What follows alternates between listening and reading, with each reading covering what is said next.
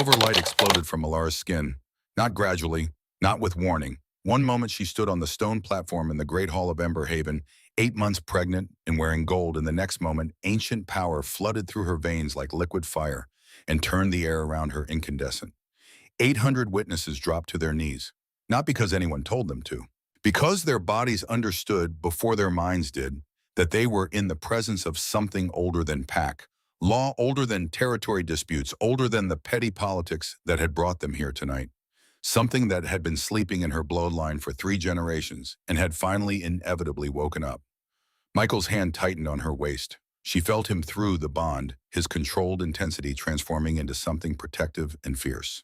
Dorson stood on her other side, one hand on her shoulder, his warrior instincts screaming danger even as he held his ground. Behind them, Theron and Damon and Jack formed a loose circle, all 5 of her bonded mates surrounding her, not to contain the power, but to anchor it, to anchor her. Because the royal bloodline of the Eastern Kingdom carried power that could destroy as easily as it could create, and without the 5 bonds holding her steady, she would have burned herself to ash from the inside out. Alara Whitmore, the elder's voice carried across the silent hall, old and certain. Daughter of Isolde, granddaughter of Miranda heir to the Eastern line, do you accept the sovereignty of the Southern Territories?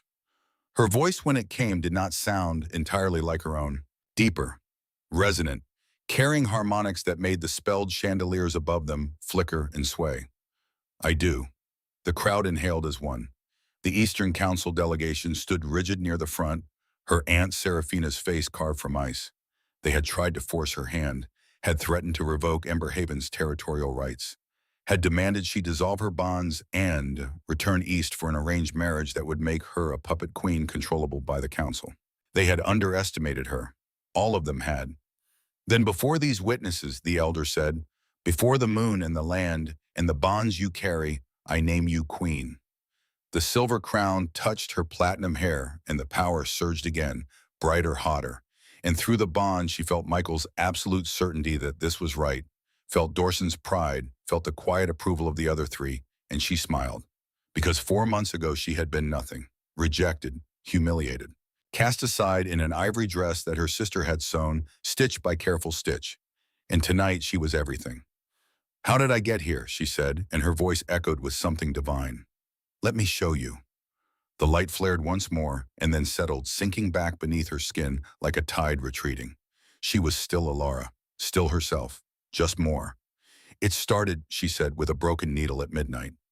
The needle broke at midnight. Calla said nothing. Just reached into the small tin beside her knee, pulled out another, and kept sewing. That was the 3rd needle since sundown.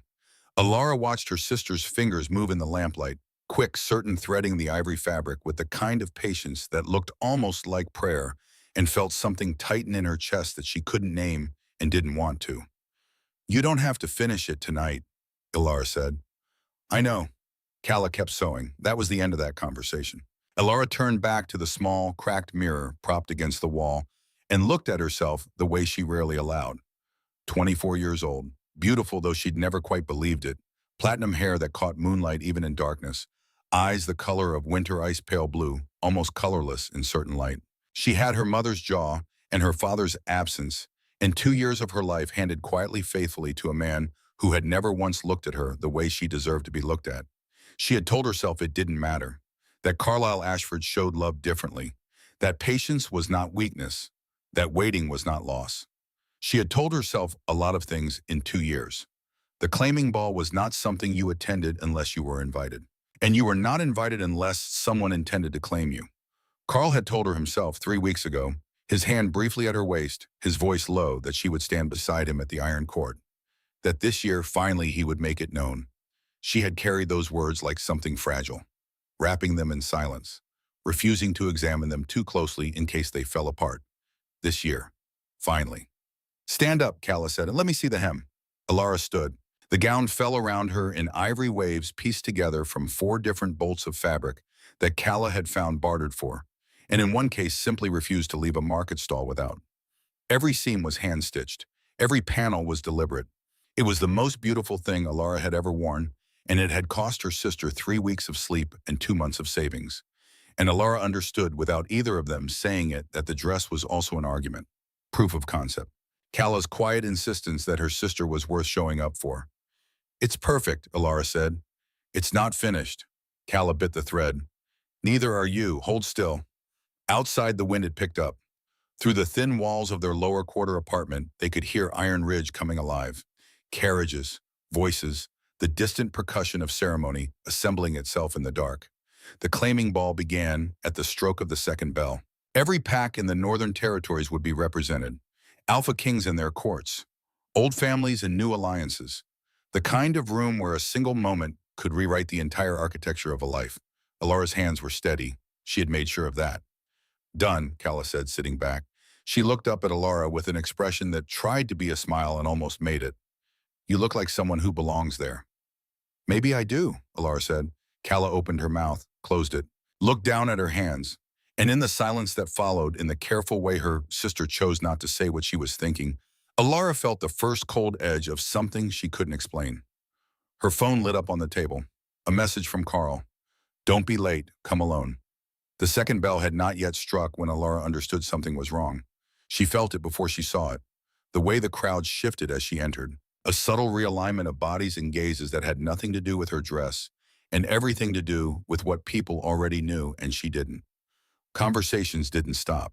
They just got quieter. And in the werewolf world, quiet was never innocent. Quiet was what happened when a room was waiting for something. She kept walking. The Iron Court's great hall was everything the lower quarter was not. Vaulted ceilings, spelled chandeliers burning cold and blue. The mingled scent of 100 bloodlines pressed into formal wear and old ambition. Pack families lined the perimeter. Alphas stood in clusters near the raised dais at the center where the claiming ceremony would take place, not where Carl would stand. Alara scanned the room without letting it show on her face. It was a skill she had built slowly, the way you build anything without resources, one small piece at a time over years out of pure necessity. She found him immediately. Carl Ashford was already on the dais. He was not alone. The woman beside him was tall, pale, dressed in red with her dark hair swept back from a face that was arranged into the careful blankness of someone performing composure. Alara did not recognize her. That was the detail that didn't make sense. The one she kept turning over as she stood frozen at the edge of the crowd. She knew Carl's world. She had mapped it carefully over 2 years. This woman was not in it, had not been in it. The second bell struck, the room stilled completely. Carl's voice carried without effort. That had always been one of his qualities, the ability to fill a space to make every word feel like the only word being spoken anywhere. I call witness, he said, to a dissolution. The word landed like something thrown. Alara's lungs stopped working.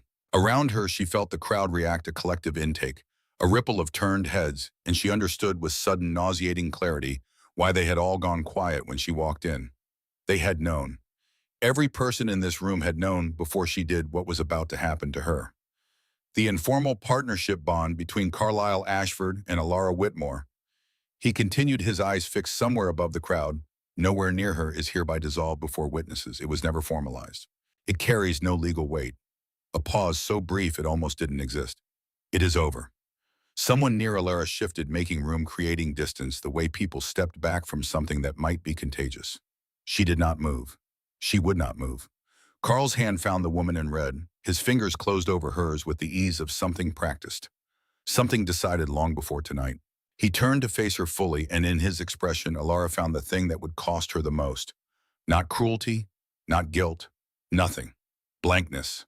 The face of a man who had already finished grieving something she hadn't yet been told was dying. I claim Elena Voss, he said, before this court, before these witnesses as mine. The hall erupted, not in outrage, in applause. Alara's vision tunneled. The ivory dress, every stitch of it, every needle. Calla had broken, every hour of sleep her sister had traded for this moment, it all pressed down on her at once. And she absorbed it the way she had absorbed everything in her life that had tried to break her, silently, completely, without giving the room a single thing to take back and use against her. She turned toward the exit. She was halfway there when the crowd parted in front of her, not to let her through. To reveal the 5 men standing at the doors. 5. Unmistakable. The kind of men a room reorganizes itself around without being asked. She recognized the names before she had fully processed the faces because everyone in the Northern Territories knew these names. Thornhart, Blackwell, Silvercrest, Ironwood, Ravenscar. All five were looking directly at her, and not one of them moved aside. She did not stop walking. That was the first thing.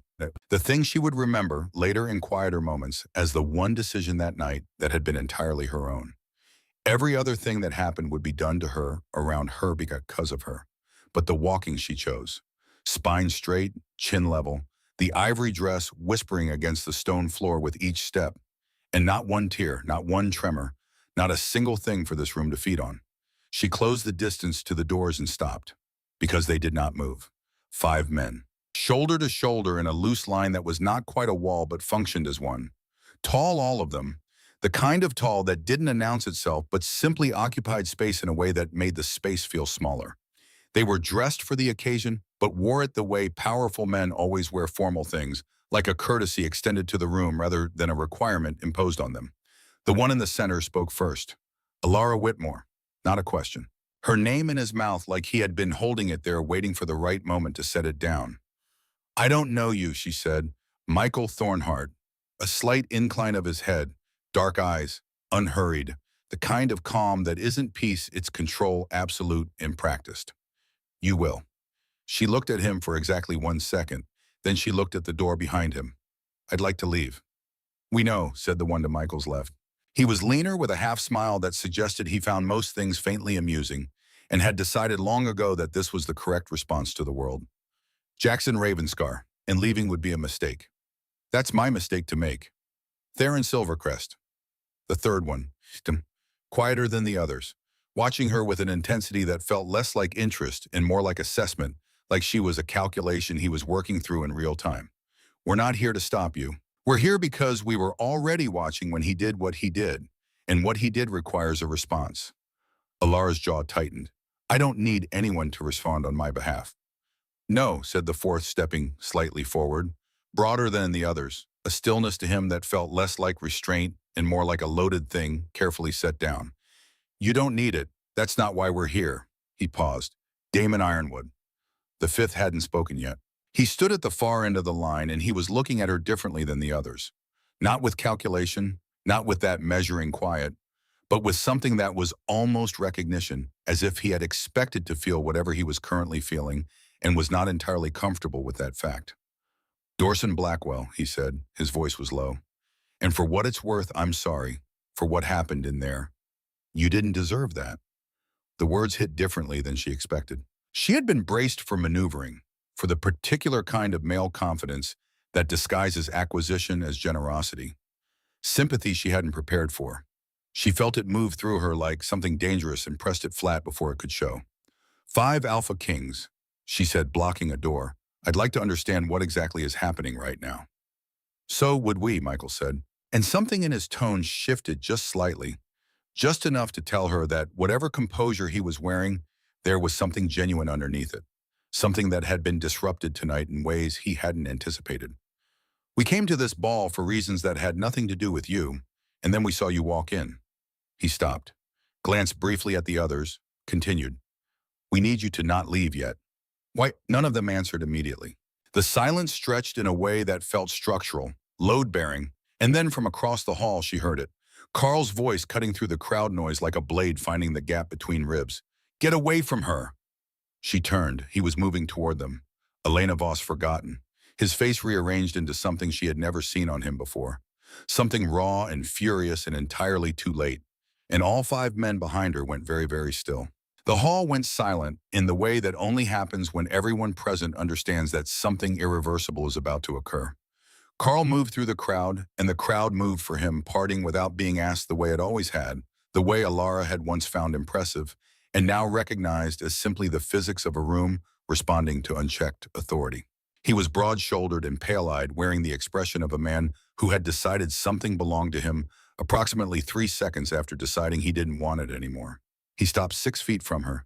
His gaze swept the 5 men behind her once briefly, the way you inventory a problem before solving it. I said get away from her. We heard you, Michael said. He had not moved. None of them had. We chose not to. Carl's eyes cut to Alara. You came here. She looked at him for a long moment, long enough to feel every person in the hall holding their breath, long enough to locate somewhere beneath the humiliation and the grief and the ivory dress that had cost her sister 3 weeks of sleep, something harder and quieter and entirely her own. No, she said. The word was not loud. It didn't need to be. Carl's jaw tightened.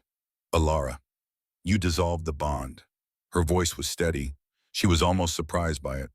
Your words, your witnesses. You made it very clear in front of everyone in this hall that I am nothing to you. So whatever you're doing right now, she tilted her head slightly. You don't have the standing to do it. Something moved behind his eyes. Not guilt, not even close to guilt. It was something uglier.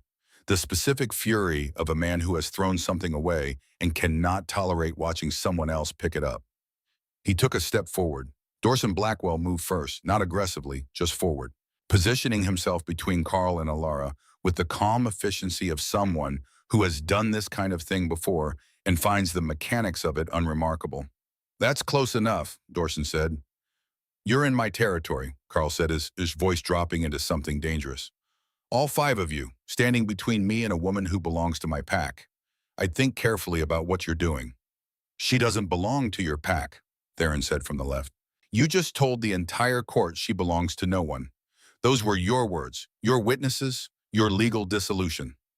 A pause, precise and deliberate. Or would you like us to repeat them back to you? The silence that followed had texture to it. Alara could feel the crowd recalibrating. The shift in collective understanding as the room began to grasp what was happening. What the presence of 5 Alpha Kings at this particular door on this particular night actually meant.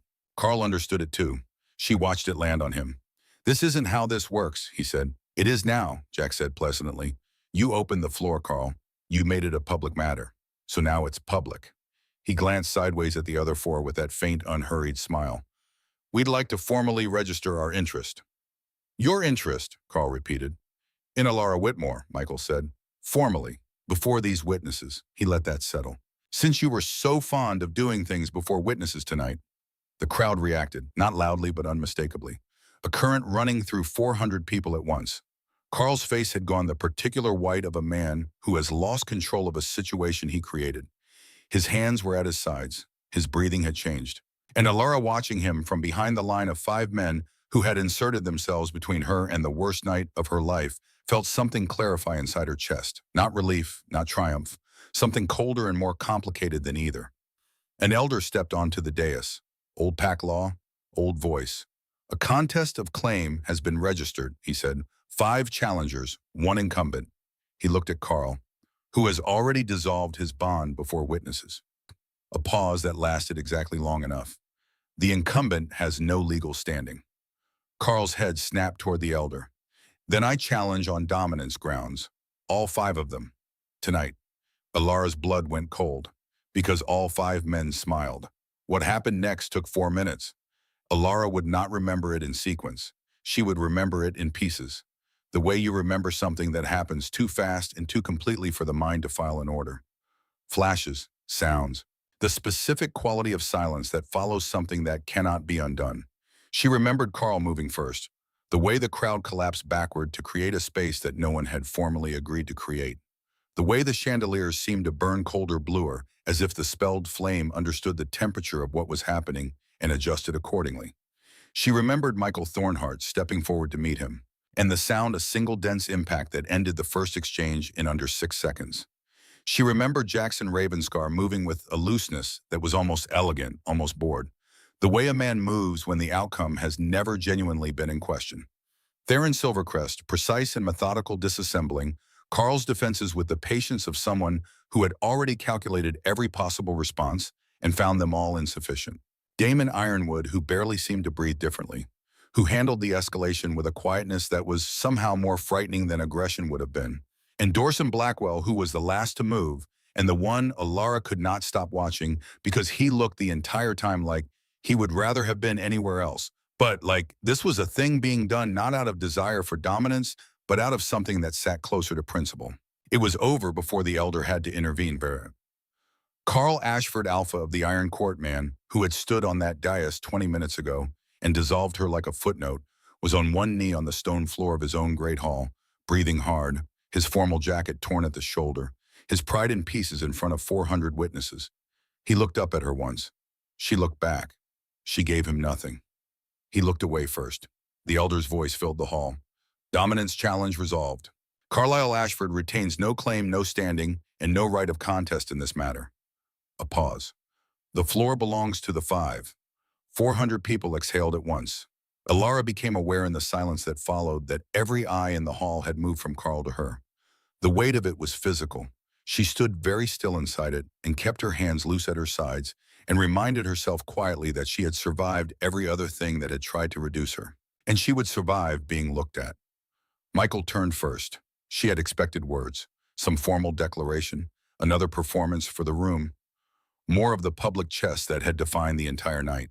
She had been bracing for it without realizing her shoulders slightly raised, her jaw slightly set, the posture of a woman who has learned to absorb incoming things by tensing before they arrive. What she had not expected was for him to kneel. Michael Thornhart, AlphaKing. He went down on one knee in front of her on the stone floor of the iron court, and the sound it made, the sound of that single knee connecting with stone, was quiet enough that only the people nearest to them heard it directly. But the sight of it traveled. She watched it move through the crowd like a wave finding the shore. 400 people, registering what they were seeing and adjusting everything they thought they understood about this night. Then Jack, then Theron, then Damon. Then Dorson, who looked up at her from the floor with that same expression of reluctant recognition he'd worn at the door, like a man who had not chosen to feel what he was feeling and had decided somewhere in the last 4 minutes that it didn't matter. 5 Alpha Kings on the floor of the Iron Court, in front of everyone, for her. Michael spoke. His voice was quiet enough that it was meant for her, not the room. "We're not asking for acclaim," he said. "We're asking for consent. There is a difference, and we understand if your answer is no." A pause. "We understand if your answer is not yet. We understand if you need to know who we are before you decide anything."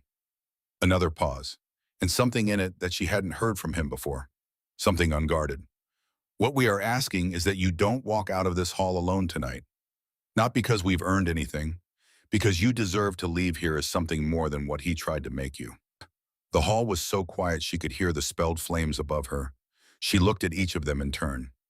Michael's controlled calm, Jack's almost smile softer now than it had been at the door, Theron's careful stillness, Damon's steady, unreadable patience, Dorson, who was still watching her with that expression that cost him something to maintain. She thought about the needle breaking at midnight, Calla's hands in the lamplight. "Come alone," Carl had said. She opened her mouth, and the doors of the great hall burst open. 3 figures in dark traveling coats moved through the entrance with the particular urgency of people who have ridden hard and not stopped for anything. The elder turned. Several alphas near the perimeter reached instinctively for weapons they weren't carrying because this was a ball and no one came armed to a ball. Except apparently these 3 had. The tallest one scanned the room, found Alara in under 2 seconds, and spoke 4 words that made no sense and every kind of sense simultaneously. "She cannot be claimed." She left before dawn, not because anyone told her to, because staying felt like agreeing to be defined by what had happened in that hall, and Alara Whitmore had spent enough of her life being defined by things that were done to her without her permission. She packed what fit into one bag. She did not look around the apartment for long. There was nothing in it that had ever truly felt like hers. Calla was already awake when she came out of the bedroom, sitting at the small table with 2 cups of tea, as if she had known, as if she had been waiting. The green ribbon was still in her hair from the night before. "Where?" Calla said. "South," Alara said. Calla looked at her for a moment. Then she pushed one of the cups across the table, stood up, and went to pack her own bag. That was the end of that conversation. The 3 figures in dark coats had not stayed long at the Iron Court. Long enough to make their declaration. Long enough for the room to fracture into chaos. Long enough for Alara to understand that whatever her life had been before tonight, it was finished now. The tallest one, a woman with silver threading through dark hair and eyes that carried the weight of too many decisions, had walked directly to the center of the hall. She had not looked at Carl, had not acknowledged the 5 Alpha Kings still kneeling on the stone floor, had looked only at Alara. "Your mother was Isolde Whitmore," the woman had said. Not a question, a statement delivered like a verdict. Daughter of the Eastern royal line, 3rd in succession before she fled. The hall had gone silent in a different way than before. This was not the silence of anticipation. This was the silence of people trying to calculate how much danger they were suddenly standing in. "She sealed your bloodline at birth," the woman continued, "concealed what you are, died to keep that secret." A pause. The seal has been broken.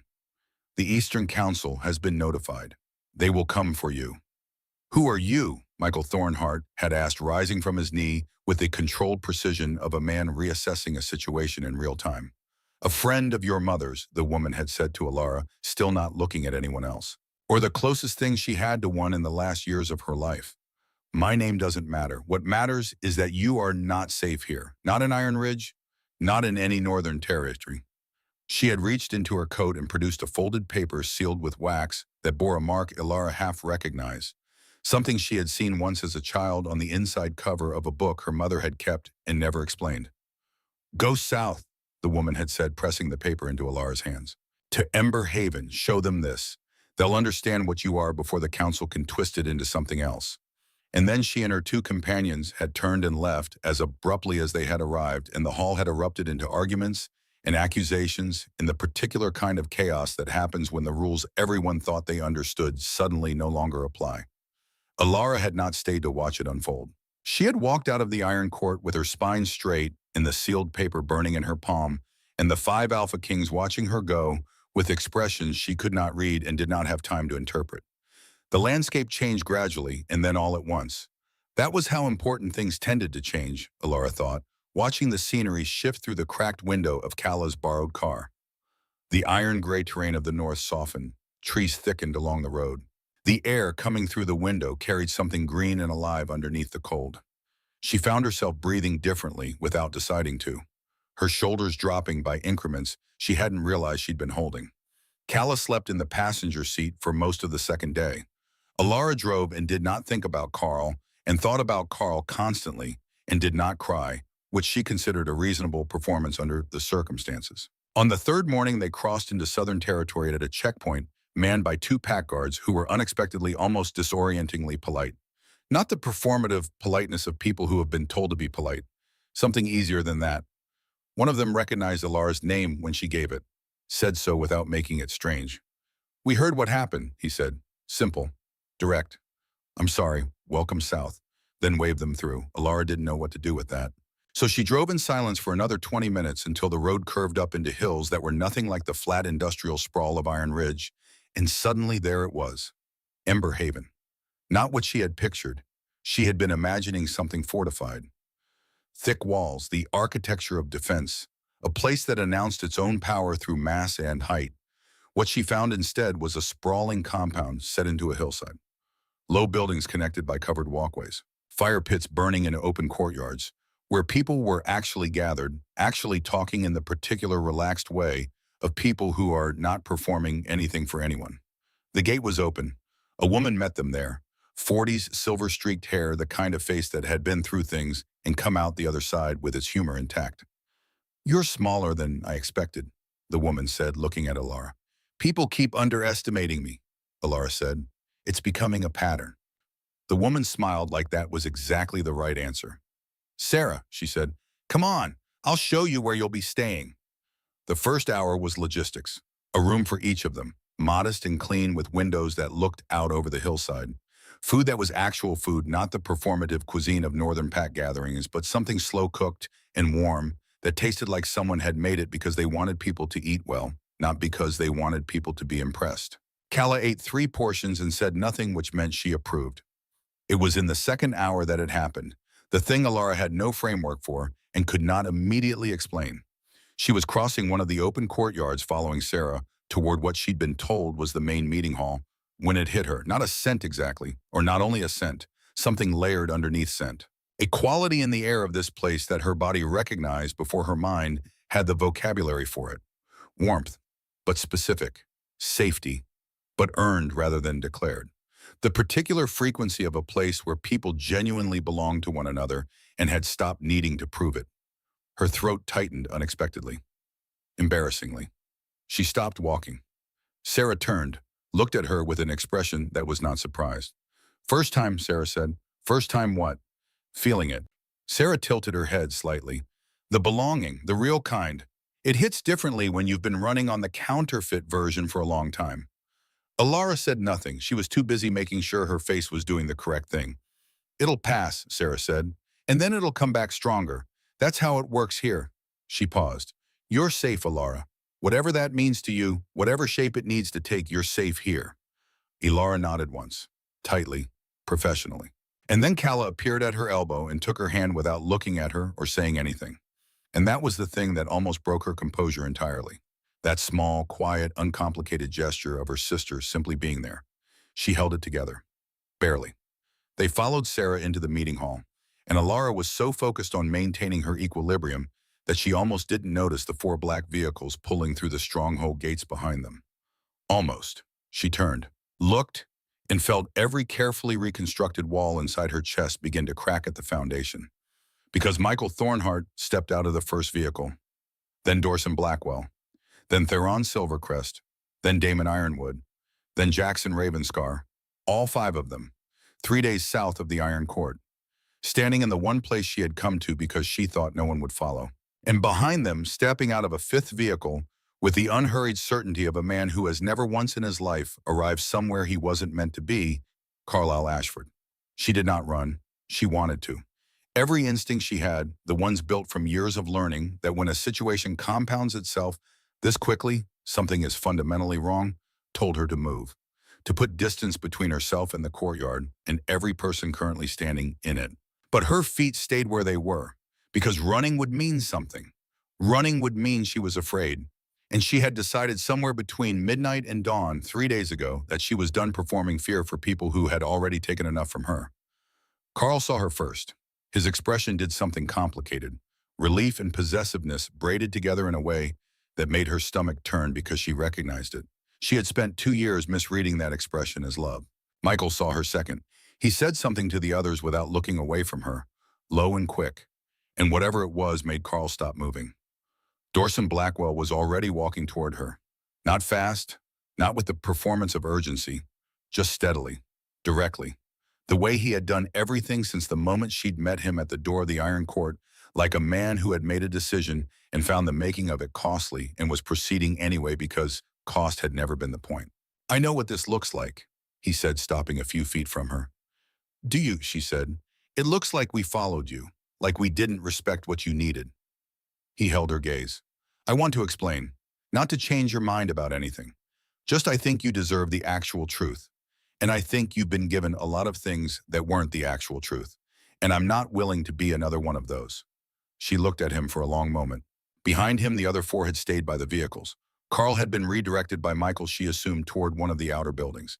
And she noted his absence with something that felt like the loosening of a wire that had been pulled taut for days. "Talk," she said. Dorson exhaled slowly. He looked briefly like a man organizing something heavy before lifting it. "The five of us share a bond," he said. "Not a common one. Not something that happens often or that most packs would even have a name for.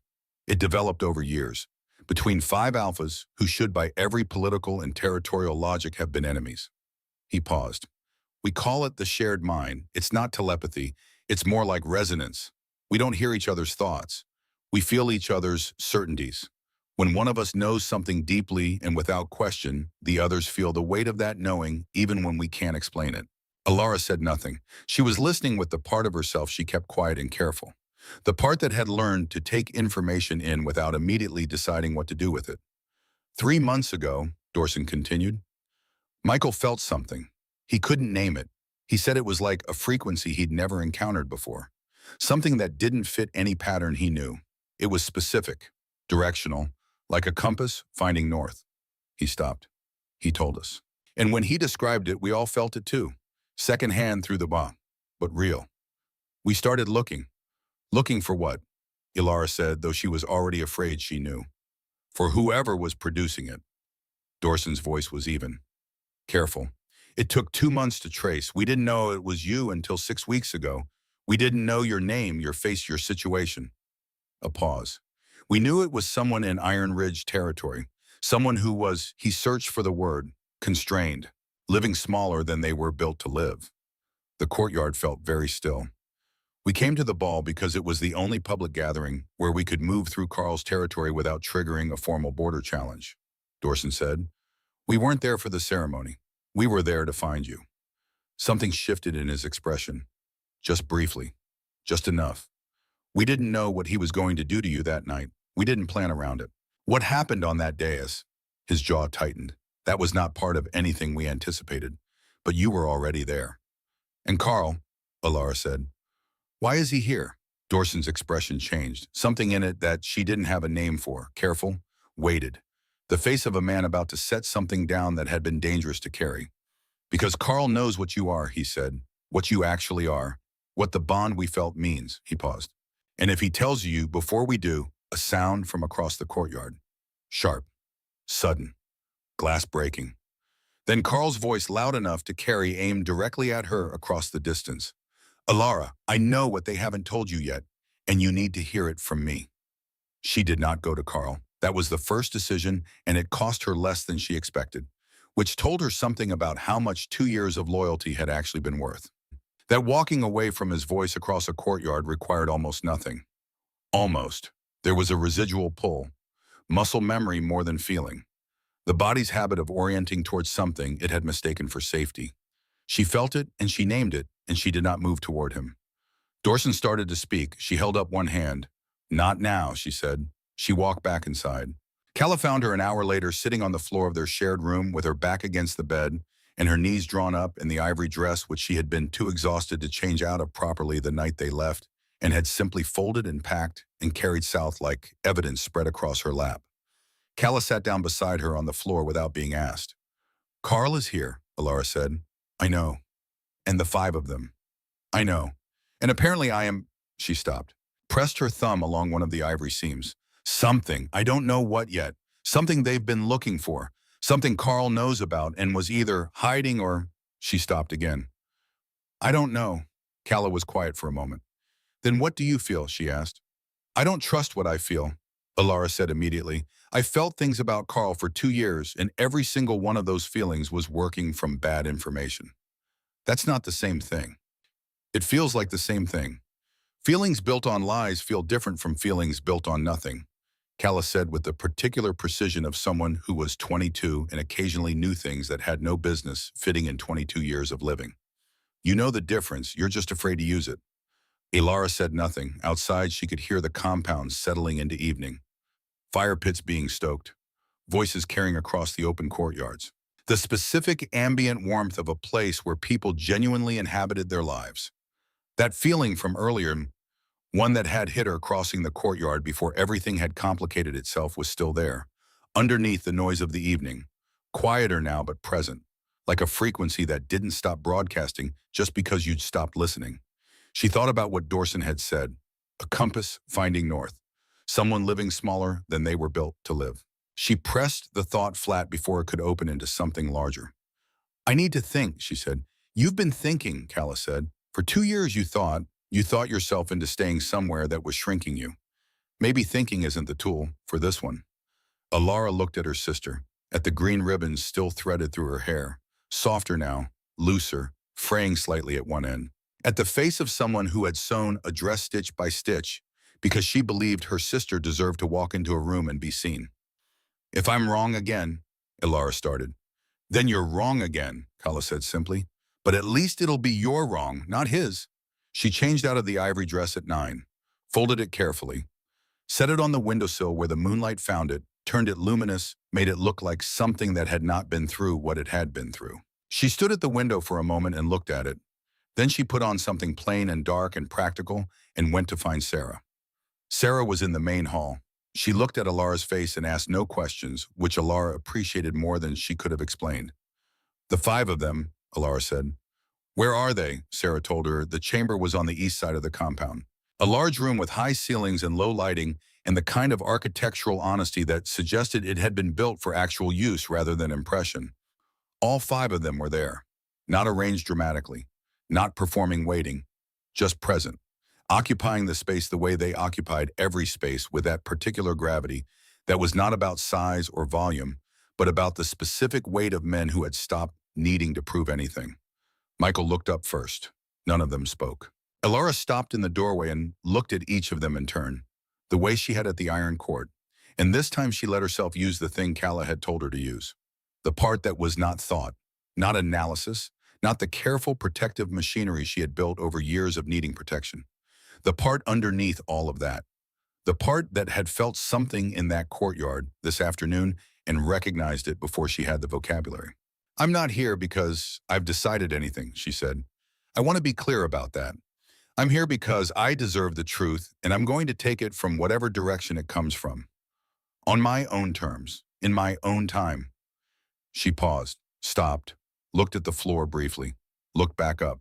"And because whatever that thing is that I felt when I crossed the courtyard today, I've never felt it before. Not once. Not with anyone." Another pause, shorter. "And I'd like to understand it." Dorson exhaled. It was barely audible, but she heard it. Michael stood slowly, with that careful, controlled deliberateness that was starting to feel like something she could read, as if the control was not distance, but precision, the movements of a man who trusted himself most when he moved least. "Then we'll tell you everything," he said. He opened his mouth to begin. The door behind Alara opened. Carl walked in, unhurried, as if he had been expected. As if the room was his to enter, and the conversation was his to interrupt, and the woman standing in the center of it was his to address directly despite every legal and territorial reason she was not. He looked at her, and not at the five men, and said with a quietness that was worse than volume, "Before they tell you their version, you should know that the bond you're feeling isn't what they think it is." He paused. "And the reason I dissolved ours at the ball wasn't because I stopped wanting you." Another pause. The worst one yet. "It was because I was trying to protect you from what they are, from what this bond actually costs the person at the center of it." He looked at the five men for the first time. "Tell her," he said. "Tell her what happened to the last woman who stood where she's standing." The silence that followed Carl's words was the kind that has weight. Alara felt every person in the room make a calculation. The five kings reassessing, Carl watching her face for the reaction he needed, and herself standing in the center of it, doing the thing she had always done when too many forces pulled in too many directions at once, going very still and very quiet, and waiting for the noise to show her where the truth was hiding underneath it. "What woman?" she said. Carl's expression shifted. Something that wanted to be concern and kept getting interrupted by strategy. "Her name was Mara," he said. "She stood where you're standing 8 years ago. She accepted the bond. All five of them." He paused. "She died in 7 months." "He's not lying," Theron said from across the room. His voice was even. Careful, the voice of a man who had decided that precision mattered more than self-protection right now. "Mara was real. What happened to her was real. And it is the reason we spent 3 years learning why before we looked for anyone else." "Learning why," Alara repeated. "She wasn't the right match," Michael said.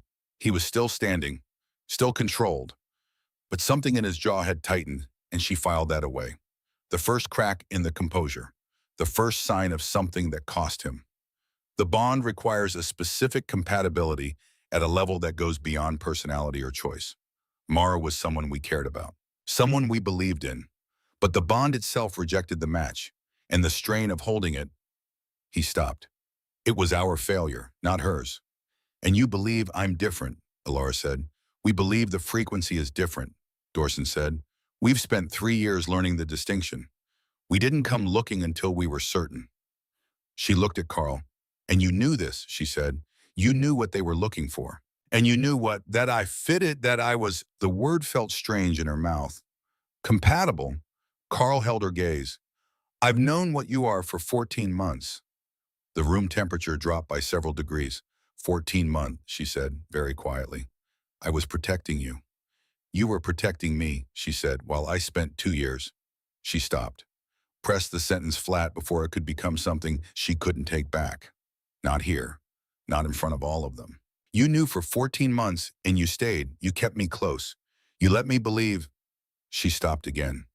Breathed. "What am I—" "Carl, say it plainly." He looked at her for a long moment. And then for the first time since she had known him, Carlisle Ashford looked like a man who understood he had lost something and could not calculate his way back to it. "Eastern royal lineage," he said, "sealed at birth, hidden for your protection by people who are no longer alive to explain why." Sarah brought the documents an hour later. Not because anyone had asked her to, because she had apparently been expecting this conversation for longer than Alara had been inside the stronghold, which was a fact that added several new layers to a situation that already had too many. She set a weathered document case on the table in the center of the room and stepped back and said nothing, which was the most alarming thing she could have done. Alara opened it. The documents were old. Not antique old, not ceremonially aged, genuinely old. the paper soft at the folds from being opened and closed over years. The ink faded at the edges in the specific way of things that had been read by people under stress and poor light with a lot, depending on what they found. There were 3 pages of lineage documentation, sealed with a crest she didn't recognize. And then when she looked longer, half recognized. Something she had seen once as a child. On the inside cover of a book her mother had kept and never explained. Her mother who had disappeared when she was 9. Who had not explained the book. Who had not explained anything. She read the documents twice.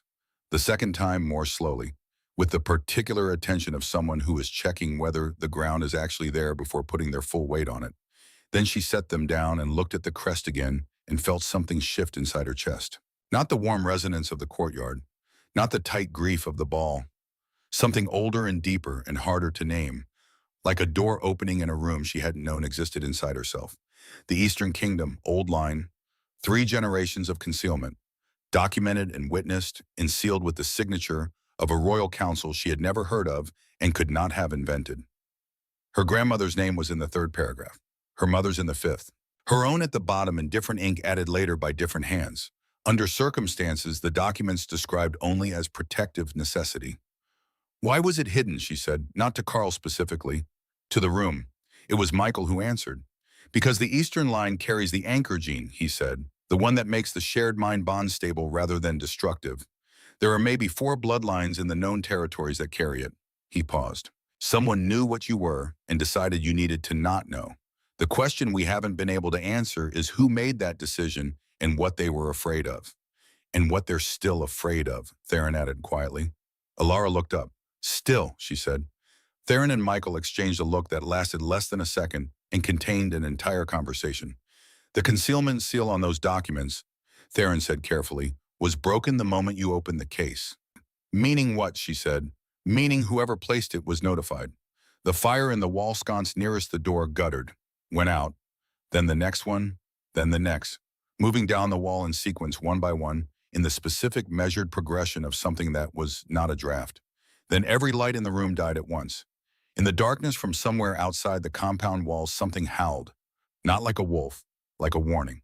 The darkness lasted 11 seconds. She counted them, not because she was calm, because counting was the thing her mind did when everything else was moving too fast and she needed one fixed point. 1, 2, 3. The howl outside the compound walls fading into something worse than silence. 4, 5. The sound of 5 men moving in the dark around her, not away from the threat, but toward it, positioning themselves between her and whatever was coming. 6, 7. Theron's voice low and precise, calling instructions she couldn't fully follow. 8, 9. Damon somewhere to her left, his particular stillness transforming into something else entirely. 10, 11. The lights came back in a sweep, sconce by sconce, as if something had run a hand along the wall and returned flame to each one in sequence. When the last one caught, Alara was standing in the center of the chamber with all 5 kings forming a loose ring around her. And Carl Ashford pressed against the far wall with an expression she had never seen on him before. Fear. Genuine, unperformed animal fear. They're here, he said. They found the documents faster than I thought. Sarah appeared in the doorway 30 seconds later with a crossbow that looked spelled and well-used and the expression of someone for whom this was not a first occasion. East perimeter, she said. 3 figures, same coats as the ones at Iron Court. They're not attacking. Just standing there. How many defenses are active? Theron asked immediately. All of them, Sarah said. But if they're council emissaries, they have authorization codes that might override. They won't override mine, Theron said. He was already moving toward the door. Damon with me, Jack stay with her, Michael Dorson secure the compound. No one in or out until we know what they want. The room emptied in under 10 seconds. Except for Jackson Ravenscar, who had positioned himself between Alara and the door with that same half-smile he'd worn at the Iron Court.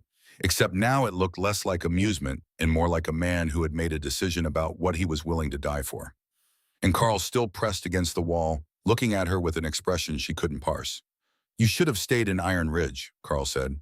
At least there I could have what, Alara said. Her voice was colder than she'd intended. Protected me the way you protected me by keeping me small and close and ignorant for 14 months, the way you protected me by humiliating me in front of 400 witnesses so I'd be too broken to be worth claiming. Carl flinched. That's not, Yes, she said, it is. Jack cleared his throat quietly. Not that this isn't fascinating, he said, but if the Eastern Council is at our gates, we might want to focus on the immediate threat rather than past mistakes. He looked at Alara. You don't have to decide anything about the bond right now, or tomorrow, or ever if that's what you choose. But you should know whatever happens next, we're not letting them take you. That's not negotiable. I don't need you to fight for me, Alara said. I know, Jack said simply. We're doing it anyway.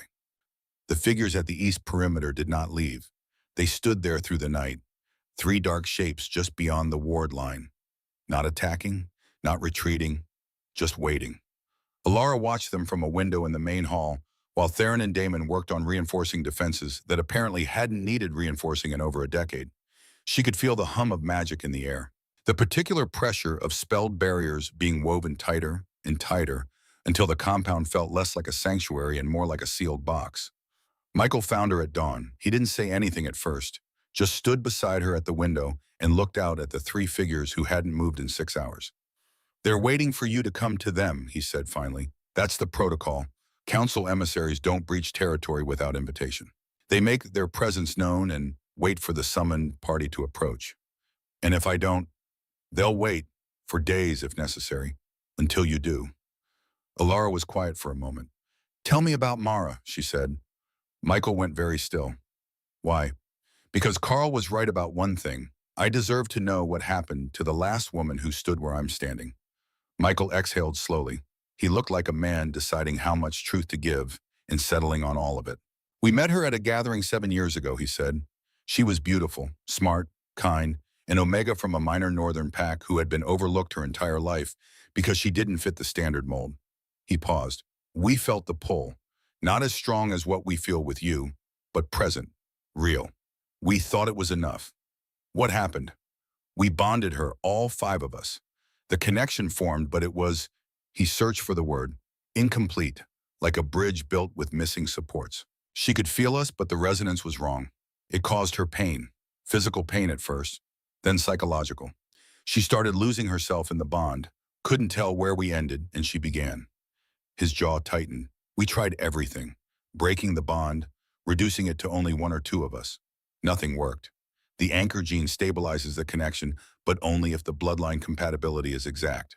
Mara's wasn't, and the bond killed her in 7 months. Alara absorbed this, turned it over, examined it from the angles that mattered. And you think I'm different because of my bloodline. We know you're different, Michael said. The frequency is unmistakable. What we felt from 100 miles away, what we've been feeling since you arrived here, it's not the same thing we felt with Mara.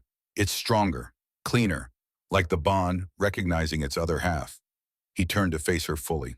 But Carl wasn't entirely wrong. The bond is dangerous. It requires something from you that can't be taken back. And if we're wrong about the compatibility, if the documents are falsified or the bloodline has degraded over generations, then what happened to Mara could happen to you. So why are you still here, Alara asked. If there's a chance I could die, why didn't you leave the moment you found out? Why follow me south? Michael looked at her for a long moment. Because walking away from you feels like trying to breathe underwater, he said quietly. Because every instinct I have is telling me that you're the answer to something I didn't know I was asking. Because in 33 years of living, there have never felt anything as certain as this. He paused. And because if there's even a chance that the bond could work, that we could give you what you deserve instead of what you've been given, then I'm willing to risk everything to find out. The sun was rising behind him, turning his dark hair bronze at the edges, making his eyes look less like stone and more like something that could be moved. The choice is yours, he said. It always has been. We'll respect whatever you decide. But you should know all 5 of us feel the same way I do. You're not a prize to be won. You're not a problem to be solved. He stopped, started again. You're the thing we didn't know we were incomplete without. Alara made her decision at noon. Not because the 3 figures at the east perimeter had done anything. They were still there, still waiting, still silent. Not because Carl had said anything else. He'd left at dawn, escorted to the border by 2 of Sarah's guards, with instructions not to return. Because Kala had found her in their room and sat beside her on the bed and said 6 words that cut through every layer of protection Alara had built around herself. What do you actually want, Elle? And Alara had realized she didn't know. She had spent so long learning what other people wanted from her. Carl's version of a partner, the lower quarters version of acceptable, her own version of safe, that she had stopped asking what she wanted for herself. But sitting there with Calla's hand in hers and the ivory dress still folded on the windowsill, and the memory of 5 men kneeling on a stone floor, not because they defeated her, but because they were asking permission, she knew. She found them in the East Chamber, all 5 of them, Michael and Dorson and Theron and Damon and Jack. Looking up as she entered with expressions that tried very hard to be neutral and failed in 5 different ways. I have conditions, she said.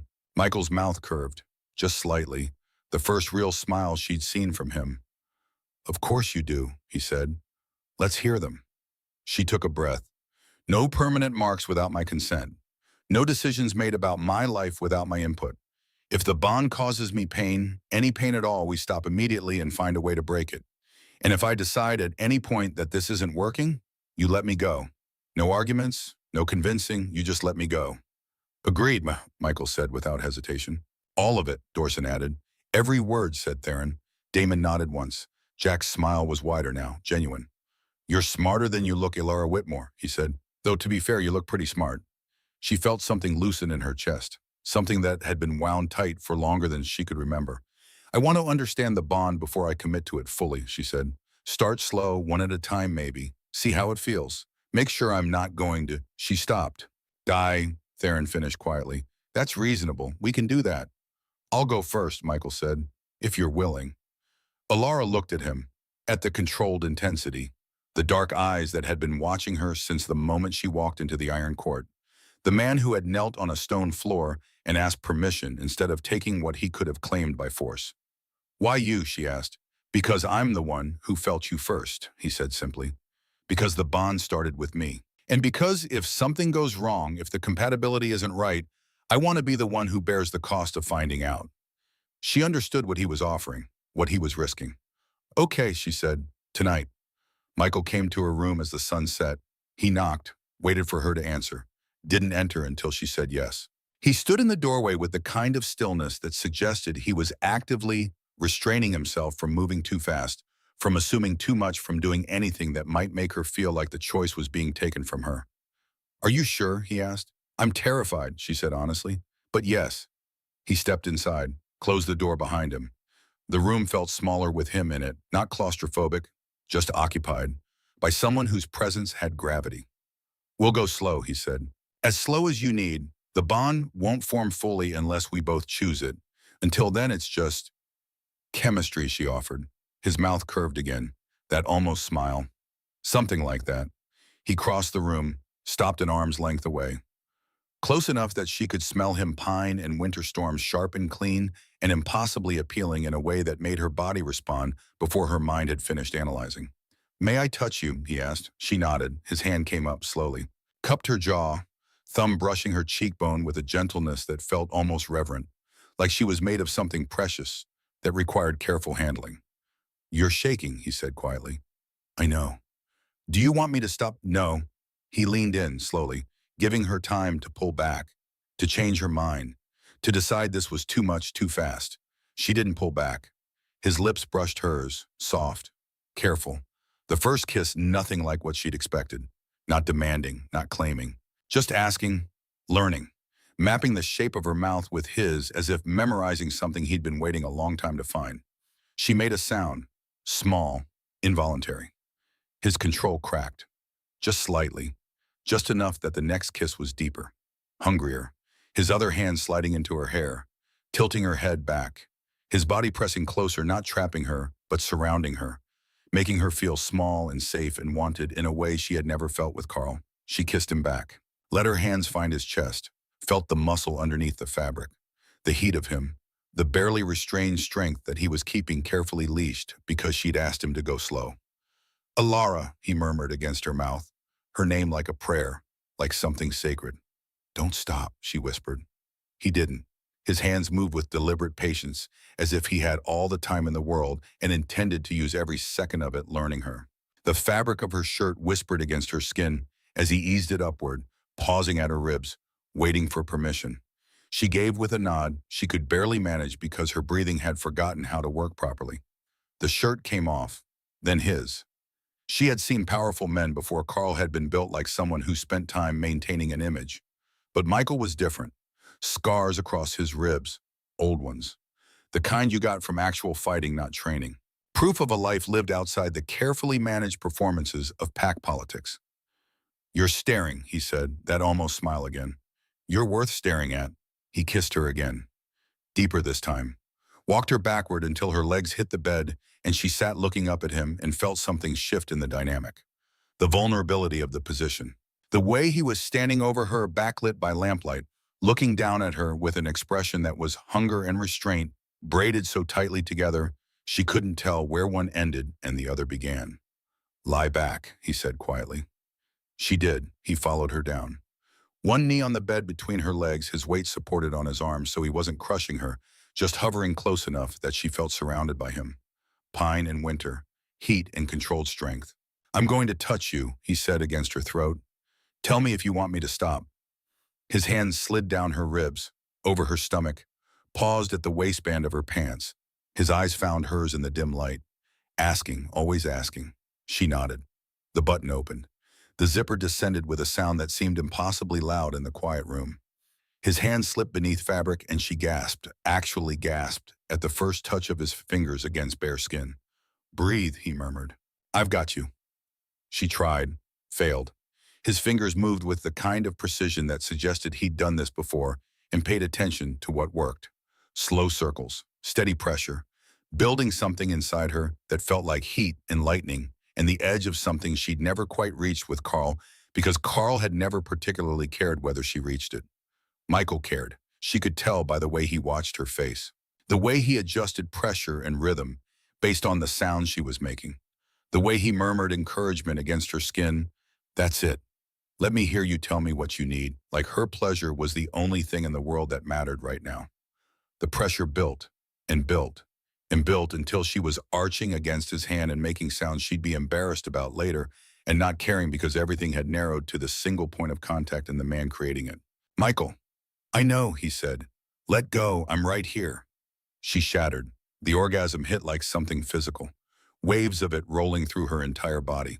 She heard herself cry out, felt her hands fist in the sheets, felt him holding her through it with one hand still moving and the other braced beside her head and his mouth pressed to her temple, murmuring things she couldn't quite hear over the roaring in her ears. When she could breathe again, he was looking at her with an expression she'd never seen on anyone's face before. Awe, like she'd just done something miraculous instead of simply responding to his touch. "You're beautiful when you come," he said quietly. She felt heat flood her face. That was just the beginning," he finished. "If you're willing." She looked at him, at the evidence of his own arousal pressing against her hip, at the restraint still holding him back from taking what he clearly wanted. "Yes," she said. He undressed her fully, slowly, each piece of clothing removed like he was unwrapping something precious. And then he undressed himself with significantly less ceremony, and she got her first full view of him, powerful and scarred, and so hard for her it had to be painful. "I need you to tell me if this hurts," he said, positioning himself between her legs. "The bond won't form until we're joined, but once it does, you'll feel me. Everything I'm feeling. If it's too much, if there's any pain at all, you tell me immediately." "Okay." He entered her slowly. So slowly she almost screamed from the anticipation of it. Inch by careful inch, giving her body time to adjust, watching her face the entire time for any sign of discomfort. There was none. Just fullness, rightness. The sense of something slotting into place that she hadn't known was missing. "Okay," he asked, voice strained. "More than okay." He moved, long, slow strokes that built the heat again from embers to flame. His hands were everywhere in her hair, on her breast gripping her hip, and his mouth followed, kissing her throat, her collarbone returning to her lips to swallow the sound she was making. And then she felt it. The bond, not forming gradually, snapping into place all at once like a door slamming open. Suddenly she could feel him, not just physically, in her mind, his pleasure braiding with hers, his fierce protectiveness, his barely controlled need to claim and possess tempered by his stronger need to make this good for her. "Michael, I feel you too," he gasped. "God, Ilara, you feel?" He couldn't finish. The bond was feeding back on itself, her pleasure, amplifying his amplifying hers until neither of them could tell where one ended and the other began. He moved faster, harder. She rose to meet him, matching his rhythm, chasing the peaks she could feel building in both of them through the connection. When it hit them simultaneously. She felt her own orgasm and his at the same time doubled, overwhelming, so intense she actually screamed. Felt him tense above her. Felt the claiming bite coming and tilted her head to give him access. His teeth sank into the right side of her neck. The bond blazed white hot, and for several seconds, Alara Whitmore ceased to exist as a separate entity and became something larger.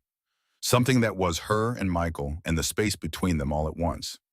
When she came back to herself, he was collapsed beside her, breathing hard, one arm still wrapped around her waist like he couldn't bear to not be touching her. "Are you okay?" he asked hoarsely. She took inventory, her body sore but satisfied, her mind clear, no pain, no dissolving sense of self.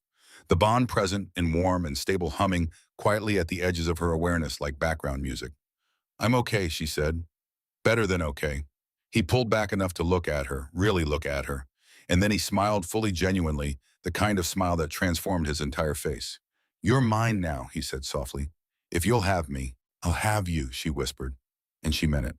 The next morning, Alara woke wrapped in Michael's arms with sunlight streaming through the window and the bond humming contentedly in her chest.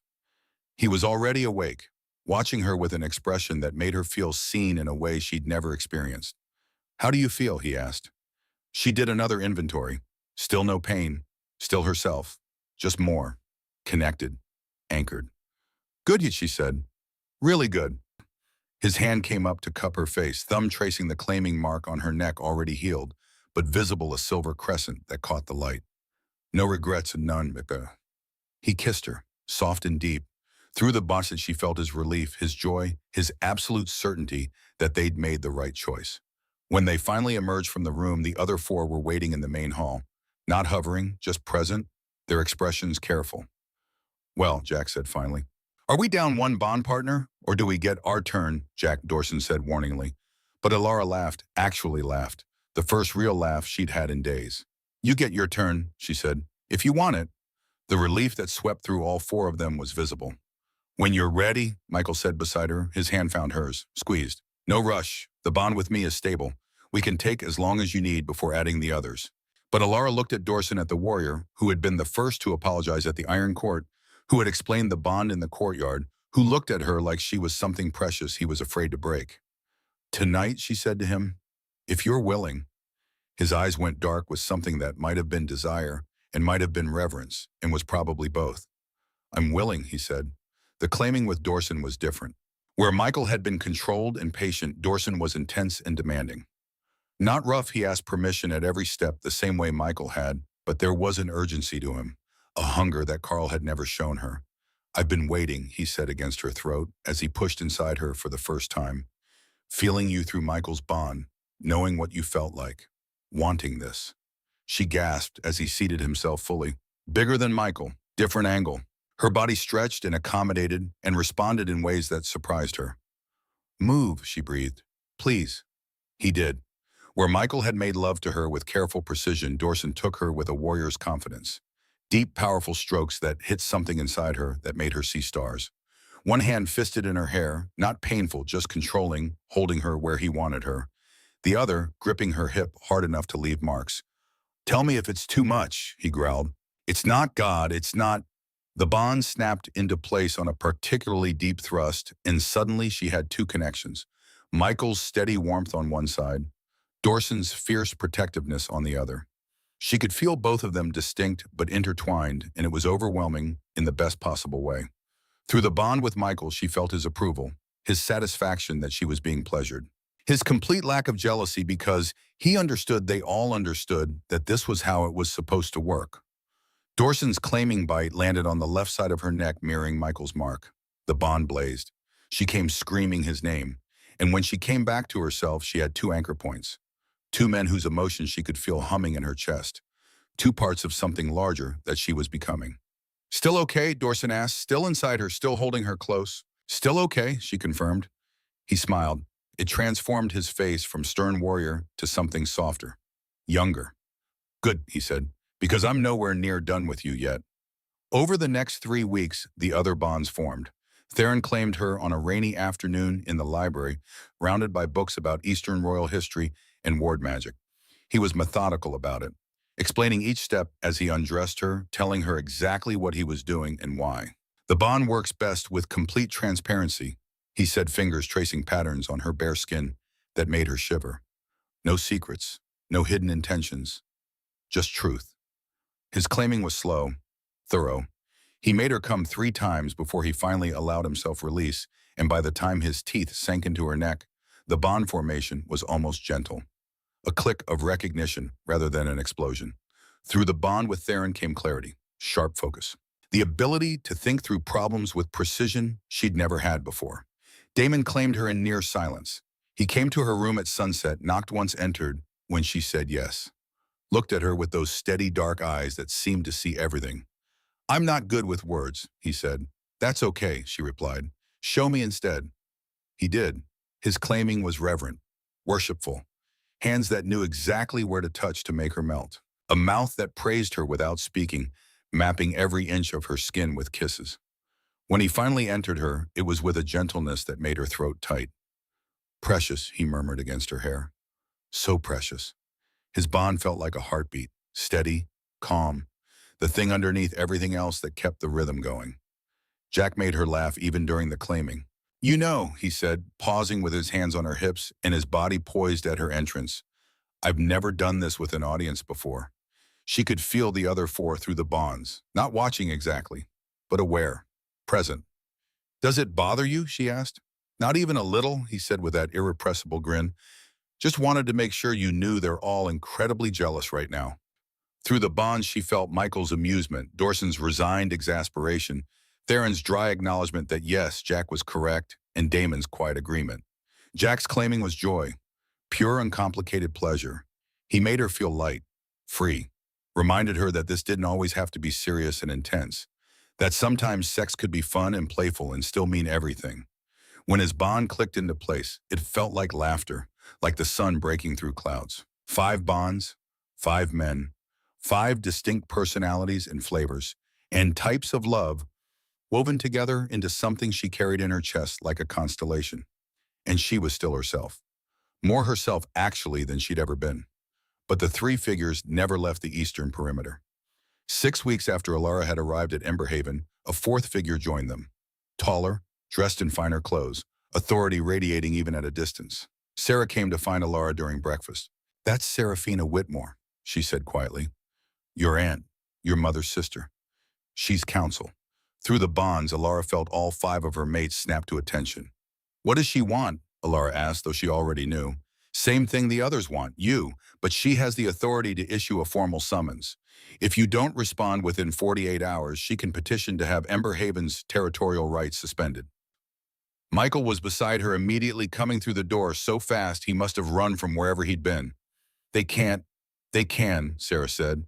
"If they claim a member of the royal bloodline is being held against her will by foreign alphas, the council has jurisdiction to intervene." "I'm not being held against my will," Alara said. "Then you'll need to tell them that," Sarah replied.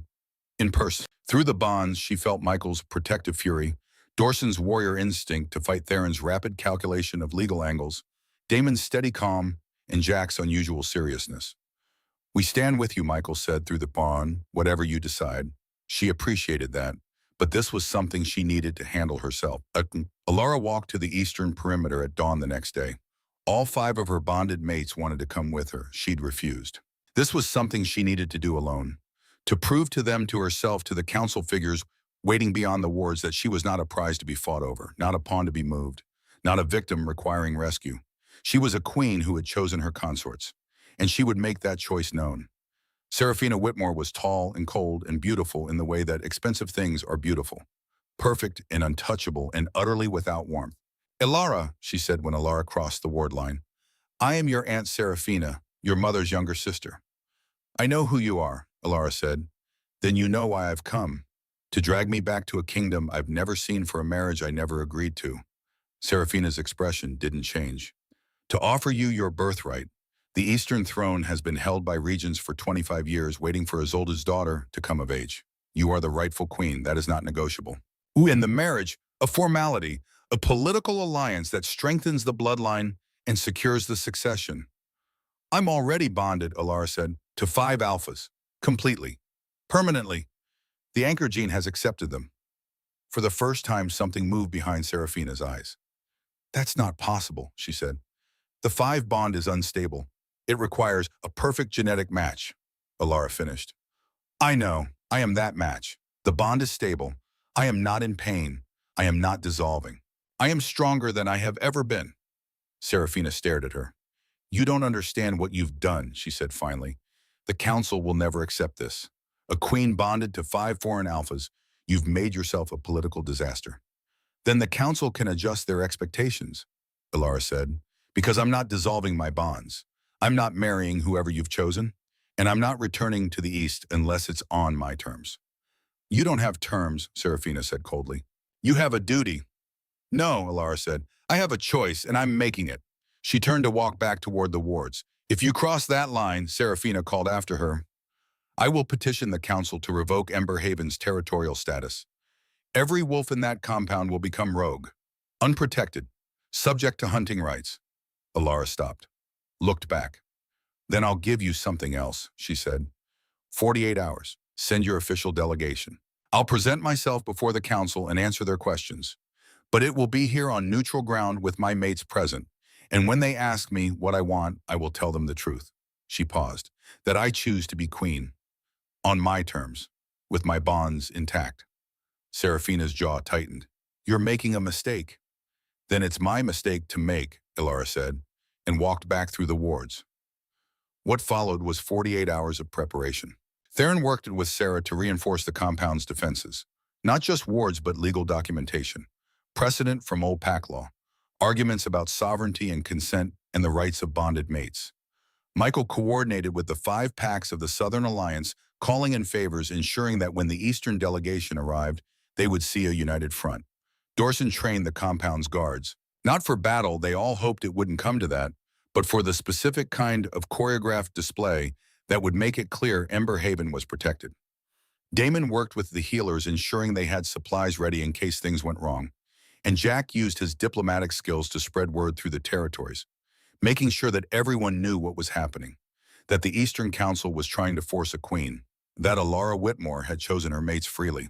Public opinion mattered, especially in pack politics. Through it all, Alara prepared herself. She read everything Theron gave her about Eastern royal history, learned the names of the council members, understood the power structures she was up against. She practiced her speech with Jack, who helped her find the balance between authority and accessibility. She trained with Dorson, learning to stand and move like someone who expected to be obeyed. And in the quiet moments, she drew strength from the bonds, from 5 men who had seen her at her lowest and chosen to kneel, who had given her power instead of taking it. When the 48 hours ended and the Eastern delegation arrived, 7 council members, including Serafina, plus 20 guards, plus advisors and scribes, Alara was ready. She stood in the central courtyard of Ember Haven wearing gold, not a dress. A tunic and pants in shades of amber and bronze that caught the firelight and made her look like she was burning from within. Her platinum hair was unbound. The 5 claiming marks on her neck were visible. Her 5 bonded mates stood beside her, not behind, beside. Michael on her right, Dorson on her left, the other 3 just behind, forming a protective semicircle. 800 witnesses filled the courtyard, every pack from the Southern Alliance. Guards from Ember Haven. The rescued Omegas who had found sanctuary here.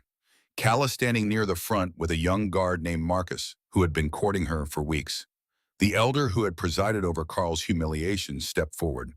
The Eastern Council has called this gathering to address the status of Alara Whitmore, daughter of Isolde, heir to the Eastern throne. The council claims she is being held against her will. They petition for her return to Eastern territory. He looked at Alara. What say you?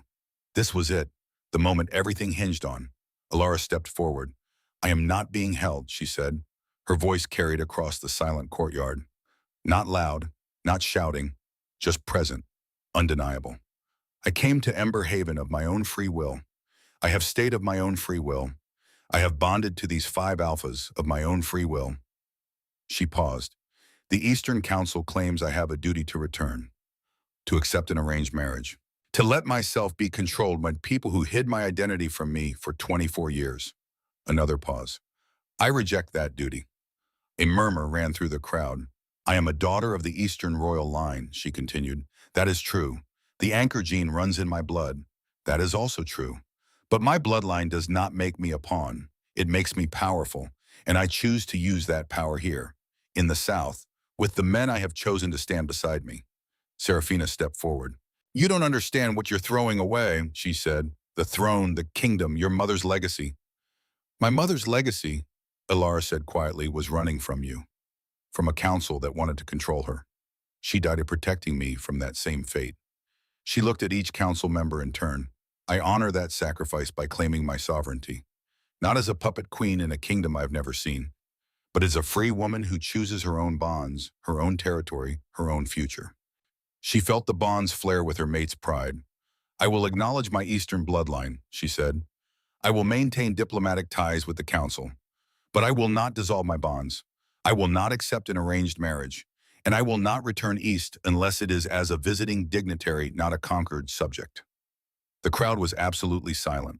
So I asked the council, Ilara said, do you accept a queen on her own terms, or do you return home empty-handed? The council members conferred in low voices for 3 minutes that felt like hours. Finally, an old man older than Serafina, with silver hair and eyes that had seen too much, stepped forward. The council accepts, he said, with conditions. Name them, Ilara said. You will be formally recognized as Queen of the Southern Territories. You will maintain your Eastern bloodline claim, but not activate it unless and until you choose to accept the throne. You will provide the council with annual reports on your well-being and the stability of your bonds. And, he paused, if you bear children carrying the royal bloodline, they will be acknowledged as heirs to both territories. Through the bond, she felt Michael's sharp attention. They hadn't discussed children, hadn't even thought that far ahead. Agreed, Ilara said. On one additional condition. The old man raised an eyebrow. The arranged marriage is canceled, permanently. You will not attempt to claim me or any children I bear for political alliances. A longer pause. Agreed, the old man said finally. And just like that, it was done. The council delegation left within the hour. Serafina went with them, her face still carved from ice, but there was something in her eyes that might have been reluctant respect. When they were gone, the courtyard erupted in celebration. But Ilara just stood there surrounded by her 5 bonded mates and felt the bonds humming with satisfaction. She had done it. She had claimed her power, on her terms, with the men she had chosen, and she had won, 4 months later. The formal coronation took place outdoors under the full moon, not in some ancient castle, not in the Eastern Kingdom, here, at Emberhaven, on land that had sheltered her when she had nothing. 800 witnesses, every major pack from 3 territories. Northern alphas who had sneered at her 6 months ago now bowing their heads. Even a small delegation from the east sent by the council to formally acknowledge her sovereignty. And Ilara standing in the center of it all in a dress of pure gold, not ivory this time, never ivory again, with her spine straight and her head high and 5 alpha kings flanking her, not behind her, beside her, equals. The elder's voice carried across the silent crowd. Ilara Whitmore, daughter of Isolde, granddaughter of Miranda of the Eastern royal line. Do you accept the sovereignty of the Southern Territories and the responsibilities that come with it? I do, she said clearly. Do you swear to protect your people, to uphold justice, to rule with wisdom and strength? I swear it. Then before these witnesses, before the moon and the land, and the bonds you carry, he placed the crown on her head. Simple, silver, moonlight made metal. I name you queen. And that's when it happened. The power she'd been holding, carefully contained for 4 months, the royal bloodline magic that came with the anchor gene, and the perfect 5 bonds surged. Silver light exploded from her skin. She felt it rising like a tide. Felt her 5 bonded mates anchoring her through the connections. Felt the bonds themselves blazing white hot as the power recognized them, accepted them, wove them into something larger than any of them had been separately. The crowd dropped to their knees, all 800 of them. Not because anyone commanded it, because their bodies understood before their minds did that they were witnessing something that happened maybe once in a generation. The full activation of a royal bloodline, the kind of power that could reshape territories. Through the bonds, she felt Michael's controlled intensity transforming into absolute certainty. This is right. This is what she was meant to be. Dorson's fierce pride. Our queen, our mate, Ours and no one else's. Theron's sharp clarity cutting through the case. The bonds are stable, the power is contained, she's not burning out, it's working. Damon's steady heartbeat underneath everything. Safe. She's safe. We have her. Jack's joy breaking through like sunlight. Look at her. Just look at what she's become. The power crested, held, then settled back beneath her skin like a tide retreating. When she could see clearly again, everyone was still kneeling. She looked down at Michael, at Dorson, at Theron and Damon and Jack. Stand, she said softly. They did. And then they smiled, all five of them, with expressions that said they had never doubted this would work, that they had always known she would be magnificent. My queen, Michael said, and then quieter through the bond. My love. The crowd erupted, not with the restrained applause of political ceremony, with howls, with stamping feet and whistles, and the particular sound of people who had watched someone rise from nothing and were genuinely happy to see her crowned. Elara let herself feel it. The belonging, the safety, the absolute certainty that she was exactly where she was meant to be. Later that night, she found herself back in the East Tower chamber that had become their shared space. All six of them, her five bonded mates and her. Michael's hands slid around her waist from behind, spreading low across her abdomen, where the smallest curve was just beginning to show. She told them 3 weeks ago, had felt through the bonds the exact moment each of them registered what she was saying. The shock, the joy, the fear, the absolute determination to protect her and the life growing inside her. Damon had confirmed it medically. Twins, a boy and a girl, conceived sometime in the first month before all the bonds had even formed. You're thinking too loud, Michael murmured against her neck. Am I? You always do after big events. His lips found that spot beneath her ear that made her shiver. Let it go. Today was perfect. You were perfect. Through the bond, she felt his contentment, his satisfaction, his love wrapping around her like a physical presence. The door opened. Dorson entered without knocking because they'd stopped pretending they needed that kind of privacy months ago. Then Theron. Then Damon. Then Jack, who was carrying champagne despite the fact that Elara couldn't drink it. We're celebrating, Jack announced. We already celebrated, Elara pointed out. That was the public celebration, he said. This is the private one, the one where we acknowledge what actually happened here. He looked at her with unusual seriousness. A woman with nothing became a queen with everything. And we got to watch. More than watch, we got to be part of it. You were more than part of it, she said softly. You made it possible. No, Michael said against her ear. You made it possible. We just had the good sense to recognize what you were before anyone else did. Theron raised his glass. The others followed. To Elara, he said, who taught five alphas that sometimes the strongest bond is the one you choose rather than the one you're born with. They drank. Even Elara took a symbolic sip. And then because they were alone and safe, and hers, she let them surround her. 5 different kinds of love expressed in 5 different ways. Michael's controlled intensity, Dorson's protective strength, Theron's quiet brilliance, Damon's steady calm, Jack's irrepressible joy. All of it hers, all of it chosen. Michael's hands remained on her abdomen, warm and possessive. Through the bond one, she felt his wonder at the life growing there, felt the echoes of the same wonder from the other 4. 2 children, Theron said softly, heirs to both the southern and eastern territories. A boy and a girl, Damon added, perfectly balanced. They're going to be terrifying, Jack said cheerfully. Can you imagine half Elara, half us? The world won't know what hit it. They're going to be loved, Elara corrected. That's all that matters. Through the bonds, she felt agreement from all 5. She thought about the needle breaking at midnight, about Kala's hands in the lamplight stitching that ivory dress, about walking into the iron court with her spine straight and her heart breaking, about 5 men blocking a door, about learning that sometimes the worst moments lead to the greatest triumphs.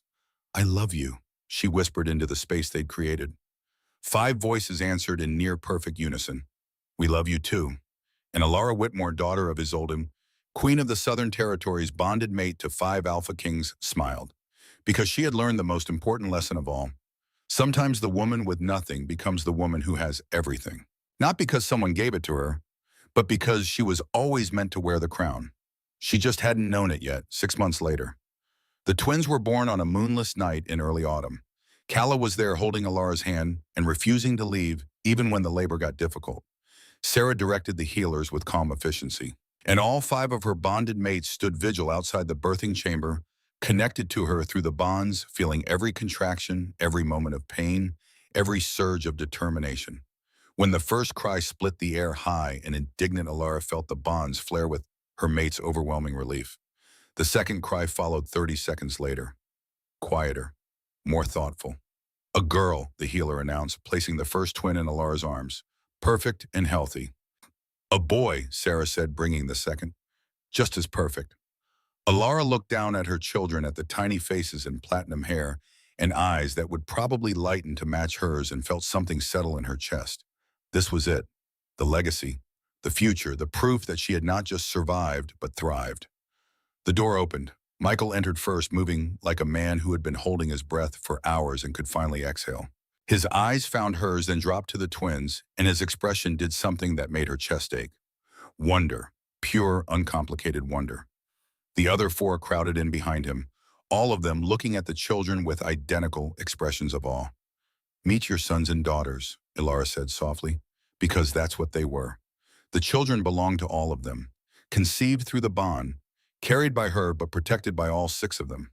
Michael reached out, one finger brushing the girl's tiny hand. She gripped it immediately, and his breath caught. Hello, he whispered. I'm Michael. I've been waiting to meet you. Through the bond, Alara felt his love for her, for the children, for this perfect moment, and it was so strong it almost hurt. One by one, the others stepped forward, introduced themselves to the twins, made promises about protection and teaching and love. And when they were done, when the healers had left and Sarah had taken Kala to get some rest, the 7 of them, Alara and her 5 mates and their 2 children, stayed in that room as the sun rose. A family, chosen, bonded, unbreakable. Thank you, Michael said, finally looking at Alara, for this, for them, for choosing us. Thank you for giving me a reason to choose, she replied, and she meant it. Because 6 months ago she had been rejected in an ivory dress. Now she wore a crown.